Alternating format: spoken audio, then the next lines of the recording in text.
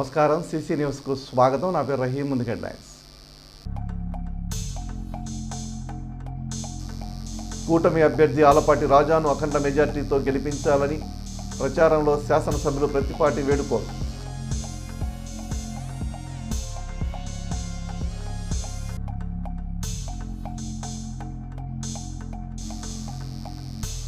కోటప్పకొండ సేవలో CR colony walkers చీపురు పట్టి కొండ మెట్లను శుభ్రం చేసిన వాకర్స్ క్లబ్ సభ్యులు.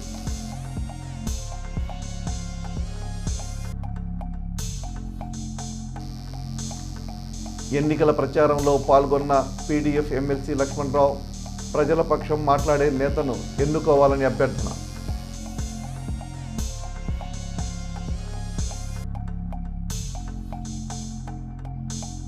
జిందాల్ ప్లాంట్లో గంజాయి దగ్ధం కార్యక్రమంలో డీజీపీ హరీష్ కుమార్.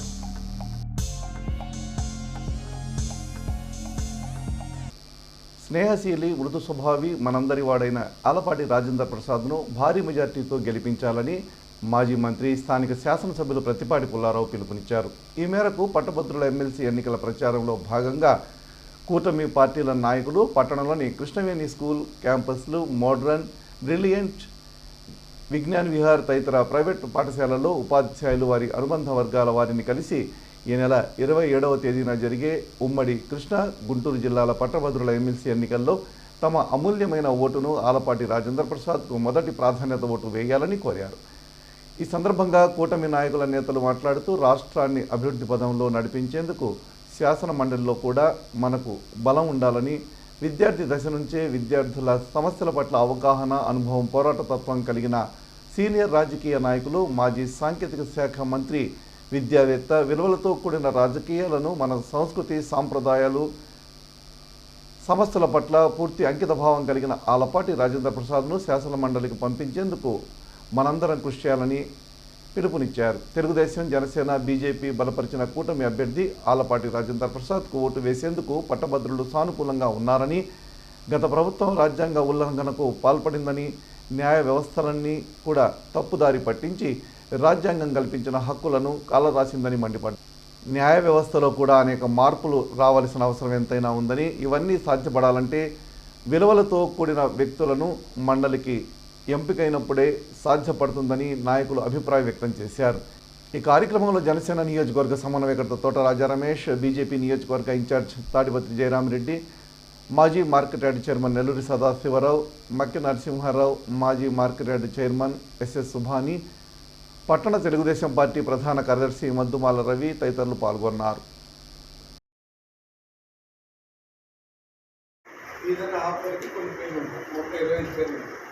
ఈ హాఫ్లో ఇది ఇట్లా మడిచినప్పుడు సపోజ్ ఈ సింపుల్ ఇక్కడ పడ్డా కూడా ఇబ్బంది లేదు. ఒకటి వరకే గీయాలి, గీతే గీయండి. సెకండ్ ప్రయారిటీ కూడా ఎవరికి ఎవరు ప్లే చేసి సెకండ్ ప్రయారిటీ ఇచ్చినప్పుడు ఏం జరుగుతుందంటే కొద్ది గొప్ప తేడా ఉన్నప్పుడు ఇక్కడ సెకండ్ ప్రయారిటీని కౌంట్లో తీసుకోవడానికి ఆస్కారం ఉంది. మనకి ఎదుటి వాళ్ళకి తెలిసేదానికి కూడా ఆస్కారం ఉంది కాబట్టి ఒక ప్రయారిటీ ఫస్ట్ పేరు ఉంటుంది ఆల్పాటి రాజా కాబట్టి ఒక గీత గీయండి. గీత అయిపోయిన తర్వాత ఈ ఆఫ్ ఇట్లా మడవండి, ఇదన్నా ఆఫ్ మడిచేస్తారు మీకు యాక్చువల్గా వాళ్ళు, ఇది ఇట్లా మడవండి. ఈ రెండు మడిచేసి అది ఇంపార్టెంట్. అది తెలుసు కాబట్టి ప్రసాద్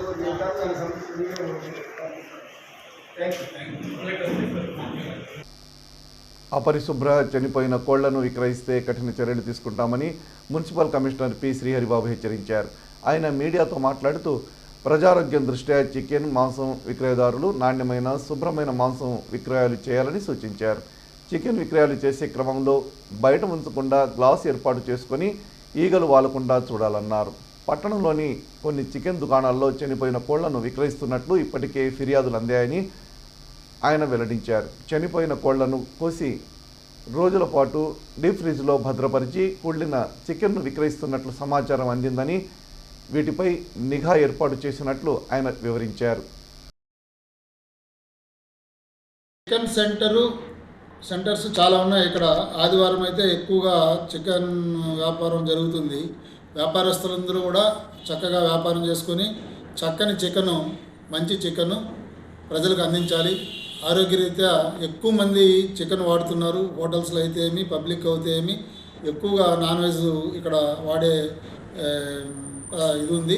కాబట్టి చికెన్ వ్యాపారస్తులు అందరూ కూడా మీరు ఒక గ్లాస్ అమర్చుకొని గ్లాస్ లోపల పెట్టి బయట ఓపెన్గా పోయకుండా గ్లాస్ లోపల పెట్టి వాటిని దుమ్ము ధూళితో నిండిపోకుండా చికెన్ని నీట్గా చేసి డ్రెస్సింగ్ చేసి ప్రజలకు అమ్మాలి. ఒకటి, ఎటువంటి పరిస్థితిలో కూడా చనిపోయిన కోళ్ళని ఎటువంటి పరిస్థితిలో కూడా ఎవరు కూడా వాటిని కోసి అమ్మడానికి లేదు. కొంతమంది అలా చేస్తున్నారని కంప్లైంట్ వస్తూ ఉంది. మేము చూసామంటే ఆ షాప్ని 100% సీజ్ చేస్తాము, తర్వాత ఇబ్బంది పడతారు. కాబట్టి వ్యాపారస్తులందరూ కూడా నా రిక్వెస్ట్ ఏంటంటే ఎటువంటి పరిస్థితిలో కూడా చనిపోయిన కోళ్లను ఎటువంటి పరిస్థితిలో కూడా కోసి అమ్మడానికి వీలు లేదు. అలా చేశారంటే మాత్రమే మీ షాప్ని సీజ్ చేస్తాం. మేము అన్ని షాపుల మీద కూడా ఇన్స్పెక్షన్ చేసి అలాంటి వారు ఎవరైనా ఉంటే కంపల్సరీ షాప్ని సీజ్ చేస్తాం. కాబట్టి అందరూ కూడా చక్కగా వ్యాపారాలు చేసుకోండి. మంచి చికెన్ తీసుకోవచ్చి బతుకున్న కోళ్ళు మాత్రమే కోసి అమ్మండి. అదేవిధంగా మటన్ వ్యాపారస్తులు కూడా రోడ్ల మీద పొట్టేళ్ళు మేకలు కట్ చేస్తున్నారు. అది తప్పది. లోపల మీరు ఎక్కడన్నా గదుల్లో కట్ చేసుకుని వచ్చి బయట బండి మీద పెట్టుకొని అమ్ముకోవాలి తప్ప రోడ్డు మీద కోయడానికి వీలు లేదు. అలా కోస్తే మీ మటన్ని కూడా మేము స్వాధీనపరుచుకుంటామని తెలియజేస్తున్నాను. ప్రజలు కూడా గమనించాలి. ఆ చికెన్ కొనుక్కునేటప్పుడు చూసి వాళ్ళన్నీ చక్కగా మెయింటైన్ చేస్తున్నారా, వాళ్ళు నీట్గా పెడుతున్నారా లేదా అని గమనించి చక్కగా వ్యాపారం చేసేవాళ్ళు కల్తీ లేని చికెను అదేవిధంగా గ్లాస్ లోపల పెట్టి నీట్గా ఎటువంటి పొల్యూషన్కు గురిగానటువంటి చికెన్ని కొనుక్కోవాలనేసి రిక్వెస్ట్ చేస్తున్నాను. ఎడ్లపాడు మండల పరిధిలోని జిందాల్ అర్బన్ మేనేజ్మెంట్ నందు శనివారం గంజాయిని దగ్ధం చేసిన క్రమంలో ఆంధ్రప్రదేశ్ రాష్ట్ర డీజీపీ హరీష్ కుమార్ గుప్తా పాల్గొన్నారు. ఈ సందర్భంగా డీజీపీ మాట్లాడుతూ రాష్ట్రంలో గంజాయి అక్రమ రవాణా మరియు విక్రయాలపై ఉక్కుపాదం మోపుతున్నట్లు తెలిపారు. కృష్ణా జిల్లాలోని 4 సబ్ డివిజన్ల పరిధిలో 183 కేసుల్లో పోలీసులు సీజ్ చేసిన 3737 కిలోల గంజాయి, 4.22 కిలోల లిక్విడ్ గంజాయి దగ్ధం చేయడం జరిగిందన్నారు. గంజాయి అక్రమ రవాణా నియంత్రణపై ప్రభుత్వం దృష్టి పెట్టినట్లు తెలిపారు. ఈగల్ ఆర్గనైజేషన్ ఏర్పాటు చేసి గంజాయి ముఠాలపై నిఘా పెట్టడం జరుగుతుందని తెలిపారు. గంజాయి రవాణా చేస్తున్న వారి మీద కేసులతో పాటు వారి ఆస్తులను సీజ్ చేస్తున్నట్లు తెలిపారు. మత్తు పదార్థాలకు యువత బానిస కాకుండా ఉండేందుకు రాష్ట్ర వ్యాప్తంగా కళాశాలల్లో ప్రజలకు మరియు విద్యార్థులకు అవగాహన సదస్సులు నిర్వహిస్తున్నామని తెలిపారు. రాష్ట్రంలో గంజాయి సాగు పూర్తిగా నియంత్రణలో ఉన్నట్టు తెలిపారు. కార్యక్రమంలో BRK Ravikrishna, Eluru range IG GVG Ashok Kumar, eagle SP K Nagesh Kumar, Krishna జిల్లా ఎస్పీ కె గంగాధర్రావు, పల్నాడు జిల్లా ఎస్పీ కంచి శ్రీనివాసరావు, పోలీసు అధికారులు పాల్గొన్నారు. ఇప్పుడు మన ఈ మిగతా స్టేట్ నుంచి ఎవరో ఈ మన స్టేట్కి వచ్చి గాంజా కొనుక్కొని ట్రాన్స్పోర్టేషన్ చేస్తున్నాము, ఇంటర్ స్టేట్ గ్యాంగ్స్ వాళ్ళకి పట్టుకుంటున్నాము. మిగతా స్టేట్లో కోఆర్డినేషన్స్ కూడా చేస్తున్నాము. అట్లాగే ఇంతవరకు మన దాదాపు ఒక 1 lakh kg వరకు గాంజా పట్టుకున్నాము. ఇప్పటి వరకు మనకు దాదాపు 70,000 వరకు మన డిస్ట్రక్షన్స్ కూడా చేశాము. ఈ కార్యక్రమంలో ఆ కార్యక్రమం మీద భాగంగా ఈరోజు ఇక్కడ వచ్చాము. మీకు అందరూ తెలిసిన విషయం ఏంటి, మన NDPS యాక్ట్ అంటే బాగా ఒక టఫ్ యాక్ట్. సో దానికి ఒక ప్రొసీజర్ ఉంటుంది. ఈ గ్యాంగ్స్ మీద ఉంది. ఇంటర్ స్టేట్ గ్యాంగ్స్ ఏమన్నా ఈ స్టేట్లో వచ్చి ఆపరేట్ చేస్తున్నారు, వాళ్ళ మీద దృష్టి పెట్టాము. త్వరగా వాళ్ళకి పట్టుకొని ఈ సమస్య మీద కంట్రోల్ పెడతాము. అట్లాగే ఈ మనకి మెయిన్ ముఖ్యమైన ఇష్యూ అయితే ఒడిశా సైడ్ నుంచి బాగా ట్రాన్స్పోర్టేషన్ జరుగుతుంది. నాదెళ్ల మండలం అప్పాపురం గ్రామం నందు కొలువై ఉన్న శ్రీ సయ్యద్ హజరత్ మహబూబ్ సుబానీ బాబా వారి 18వ ఉర్సు మహోత్సవం అంగరంగ వైభవంగా నిర్వహించారు. ఈ సందర్భంగా కమిటీ సభ్యులు మాట్లాడుతూ సుబానీ బాబా వారి ఉర్సు అలాగే తమ గ్రామంలో మతాలకు అతీతంగా వైభవంగా నిర్వహించడం జరుగుతుందని, ఇందులో భాగంగా ఈ ఏడాది కూడా గంధ మహోత్సవం అలాగే భారీ అన్నదాన కార్యక్రమం ఈ కార్యక్రమాలు నిర్వహిస్తారు.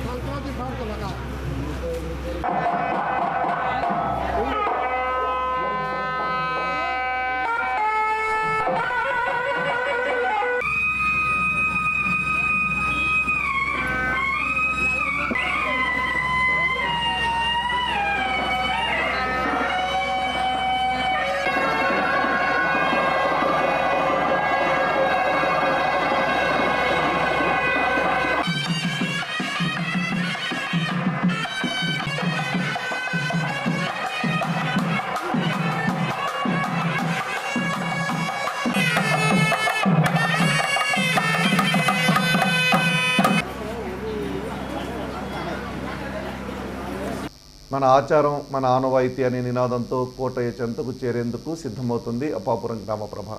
యువకులు ఉత్సాహంతో ప్రభ పనులు చేస్తుంటే గ్రామ పెద్దలు వారికి అండగా నిలుస్తుంటే ఆ గ్రామంలో మహాశివరాత్రి త్రికోటేశ్వర స్వామి తిరునాళ్ళ సందడి 3 రోజుల ముందుగానే మొదలైంది. నాదెండ్ల మండలం అప్పాపురం గ్రామస్తులు తమ గ్రామ ప్రభ ఏర్పాట్లో నిమగ్నమై ఉన్నారు. ఈ సందర్భంగా కమిటీ సభ్యులు మాట్లాడుతూ తమ కష్టాలలో కోటయ్య స్వామి అండగా ఉంటాడనే నమ్మకమే ఈ కష్టమైన కార్యం ఇష్టంగా కొనసాగుతుందని వారు తెలిపారు. దాదాపు 5 దశాబ్దాలుగా తమ గ్రామం నుండి కోటప్పకొండకు ప్రభ కట్టడం ఆచారంగా కొనసాగుతుందని, ఆ ఆచారాన్ని ఆనవాయితీగా మార్చుకున్న తాము గ్రామ పెద్దల సహకారంతో ఈ ఏడాది కూడా ప్రభను ఏర్పాటు చేయడం జరిగిందన్నారు. ఈ కార్యక్రమానికి సహకరించిన ప్రతి ఒక్కరికి కృతజ్ఞతలు తెలిపారు.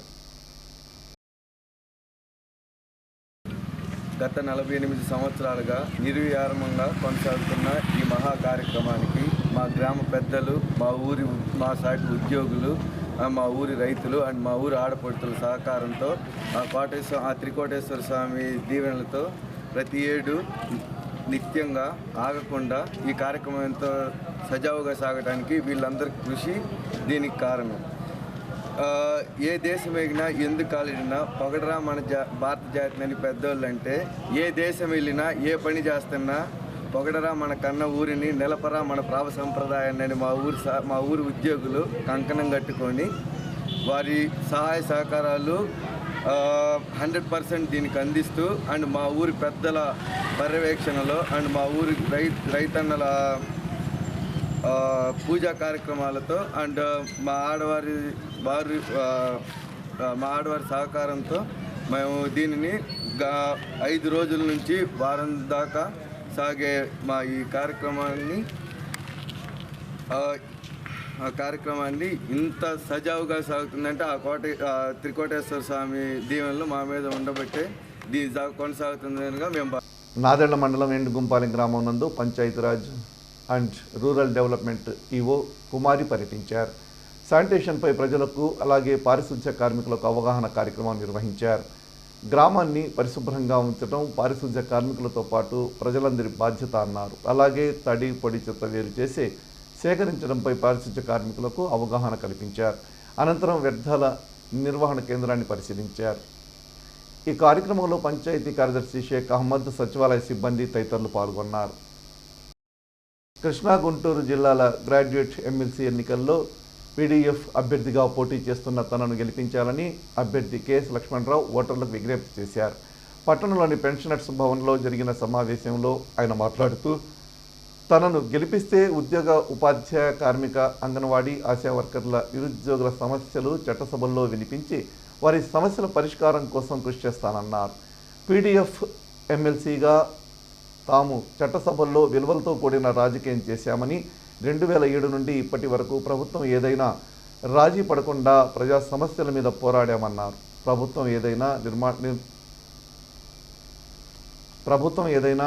నిర్మాణాత్మక ప్రతిపక్షంగా ఉంటామని, ప్రజా సమస్యల పోరాటంలో ముందుంటామని, విమర్శలకు తావు లేకుండా సమస్యల పరిష్కారం కోసం కృషి చేస్తామని వివరించారు. ఈ కార్యక్రమంలో వివిధ ప్రజా సంఘాల నాయకులు ఉన్నారు.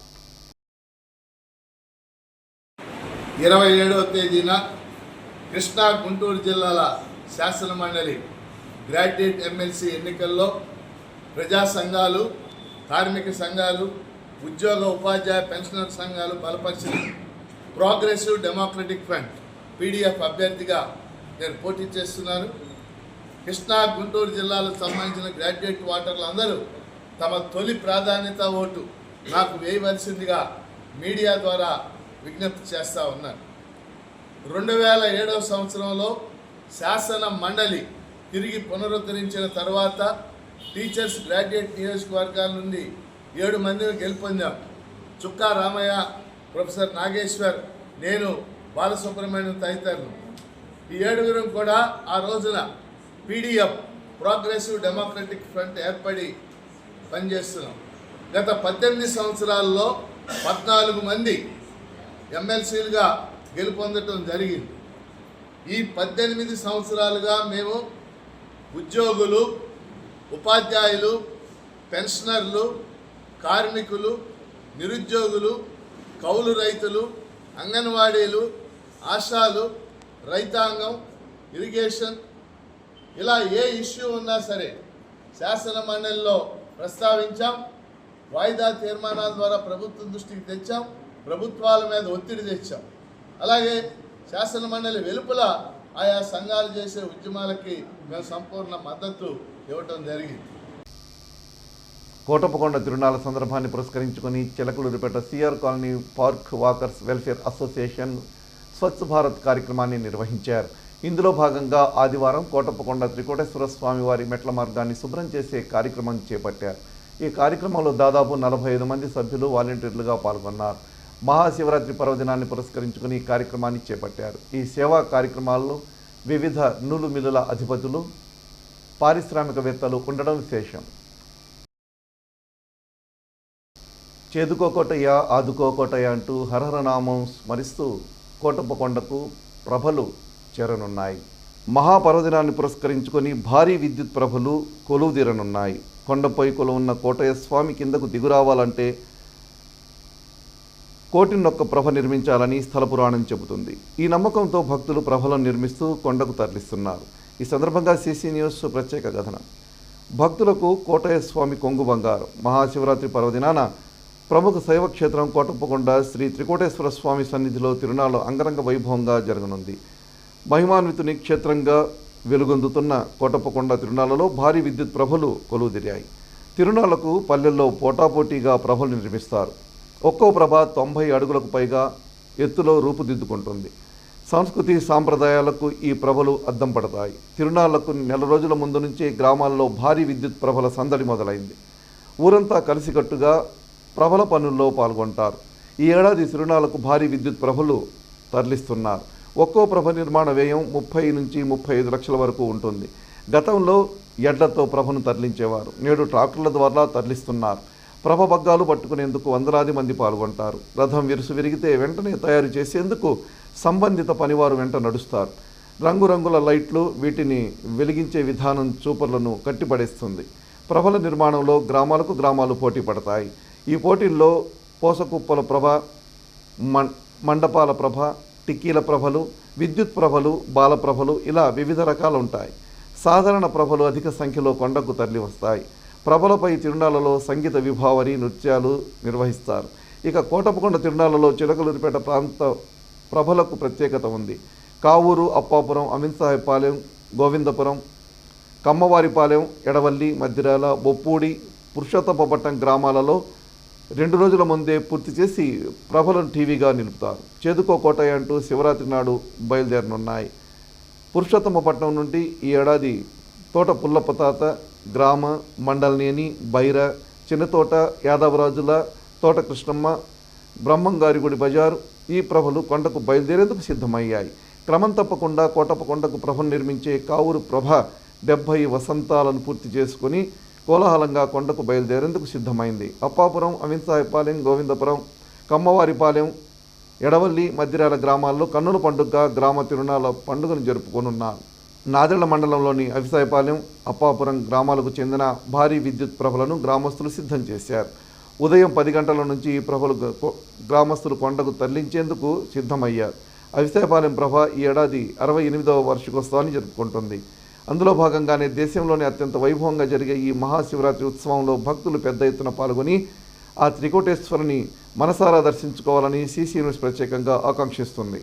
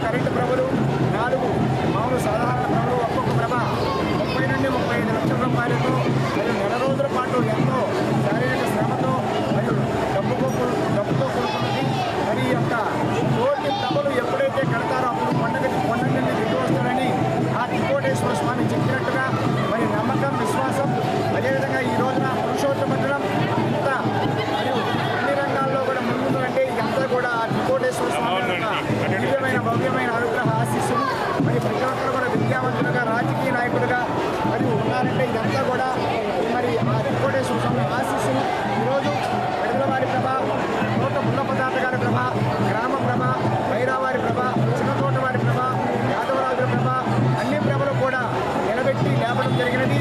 అదేవిధంగా 23వ తారీఖు, 24వ తారీఖు, 25వ తారీఖు ఈ ప్రభలన్నీ కూడా వెంకటేశ్వర స్వామి సన్నిధికి చేరుకోపోటయ్య, ఆదుకోపోటయ్య అంటూ అరహరో అంటూ మరి ప్రయాణం సాగుతూ ఉంటుంది. మరి ఎంతో అద్భుతంగా వైభవంగా అటు చూడండి, అందరూ కూడా స్వామివారు ప్రభను లేపుతూ ఎంతో ఉత్సాహంగా యువకులు కేరింతలు ఉన్నది. ఇది ఎంతో కూడా ఆ వెంకటేశ్వర స్వామి యొక్క చల్లని చూపు పురుషోత్తమత్వం అయితూ యావత్ ప్రపంచం కూడా సుఖశాంతులతో ఉండాలని కోరుకుంటున్నాం. ఓం సీసీ న్యూస్ ఇంతటితో సమాప్తం. తిరిగి మరో బులెటిన్లో మళ్ళీ కలుద్దాం. అంతవరకు సెలవు. నమస్కారం.